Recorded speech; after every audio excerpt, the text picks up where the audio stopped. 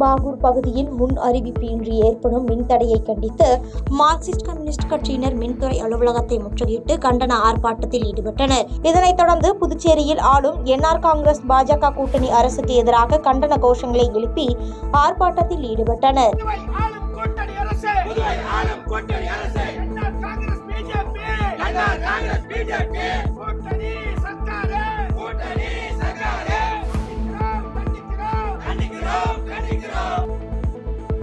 செங்கல்பட்டு மாவட்டம் மதுராந்தகம் அருகே கால்நடை மேய்க்கால் புறம்போக்கு நிலத்தில் ஆரம்ப சுகாதார நிலையம் கட்டுவதற்கு எதிர்ப்பு தெரிவித்து இடத்தை ஆய்வு செய்ய வந்த அதிகாரிகளை மக்கள் முற்றுகையிட்டதால் அப்பகுதியில் பரபரப்பு ஏற்பட்டது.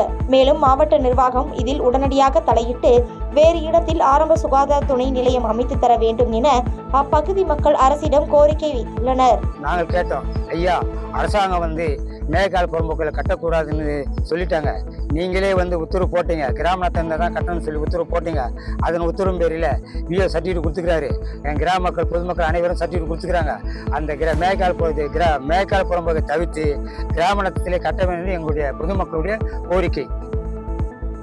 செங்கல்பட்டு மாவட்டம் செய்யூரில் தமிழ்நாடு முதலமைச்சர் மு.க. ஸ்டாலின் அரசு கலை மற்றும் அறிவியல் கல்லூரியினை சென்னை தலைமை செயலகத்தில் காணொலி காட்சி வாயிலாக துவக்கி வைத்தார். மேலும் இந்த நிகழ்ச்சியில் காஞ்சிபுரம் நாடாளுமன்ற உறுப்பினர் செல்வம், உத்தரமேரூர் சட்டமன்ற உறுப்பினர் சுந்தர், செய்யூர் சட்டமன்ற உறுப்பினர் பனையூர் பாபு உள்ளிட்ட பலர் கலந்து கொண்டனர். கரூர் மாவட்டம் பள்ளப்பட்டி அருகே உள்ள குப்பை காட்டில் எஸ்டிபி பிளான்ட் வருவதை தடுப்பது குறித்தும் குப்பை காட்டை மாற்று இடத்தில் அமைத்து தர கோரியும் அப்பகுதி மக்கள் மாவட்ட ஆட்சியரிடம் மனு அளித்தனர். இந்த குப்பை காட்டினால் பல்வேறு விதமான சுகாதார கேடுகள் வருவதாகவும் அவர்கள் தெரிவித்துள்ளனர். அந்த குப்பை காடுனால தூசிகளும் குப்பைகளும் எங்க வீட்டுகளுக்கே வருது. அது மாத்திர என்ன துர்நாற்றங்களும் ரொம்ப இங்க வருது.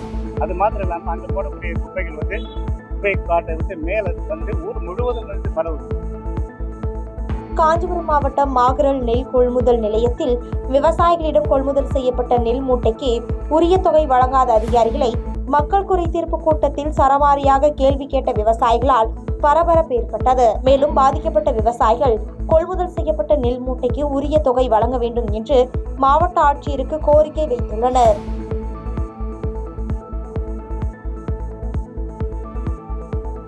திண்டுக்கல் மாவட்டம் ஐயன்குளம் பகுதியில் உள்ள ஆகாய தாமரை படர்ந்த குளத்தில் சிக்கி உயிருக்கு போராடிய ஆண் மயிலை பொதுமக்கள் உதவியுடன் தீயணைப்புத் துறையினர் உயிருடன் மீட்டனர். இதனைத் தொடர்ந்து மீட்கப்பட்ட ஆண் மயில் வனத்துறையினரிடம் ஒப்படைக்கப்பட்டது.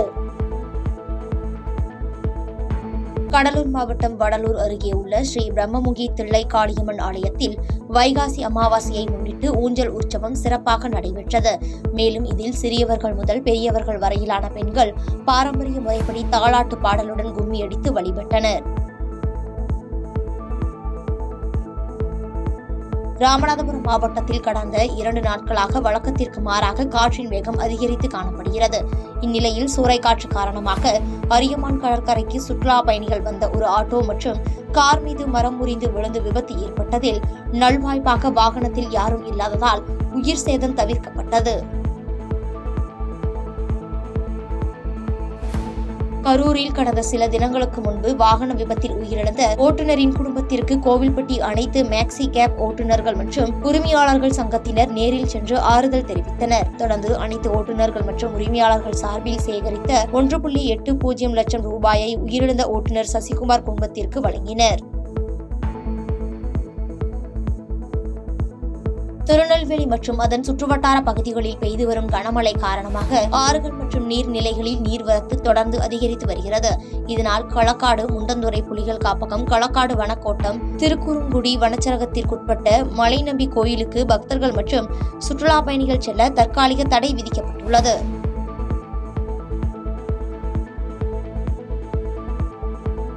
தொடர் மழை காரணமாக தேனி மாவட்டம் முல்லை பெரியாறு அணையில் நீர்வரத்து அதிகரித்துள்ளது. நீர்வரத்து வினாடிக்கு 5205.32 கன அடியாகவும் அணையில் இருந்து நீர் வெளியேற்றம் 100 கன அடியாகவும் உள்ள நிலையில் இதனால் தேனி மாவட்டம் மற்றும் மதுரை, திண்டுக்கல், ராமநாதபுரம், சிவகங்கை மாவட்ட மக்கள் மற்றும் விவசாயிகள் மிகவும் மகிழ்ச்சி அடைந்துள்ளனர். செய்திகளை உடனுக்குடன் தெரிந்து கொள்ள கீழ்க்கண்ட கேபிள் மற்றும் டிடிஎச் நெட்வொர்க்குகளில் எம் நாடு செய்தி தொலைக்காட்சியை காணுங்கள். பாதகம் செய்பவரை கண்டால் நாம் பயம் கொள்ளலாகாது பாப்பா. மோதி மிதித்து விடு பாப்பா, அவர் முகத்தில் உமிழ்ந்து விடு பாப்பா. அண்மை செய்திகளை உடனுக்குடன் தெரிந்து கொள்ள இணைந்திருங்கள் எம் நாடு தொலைக்காட்சியுடன்.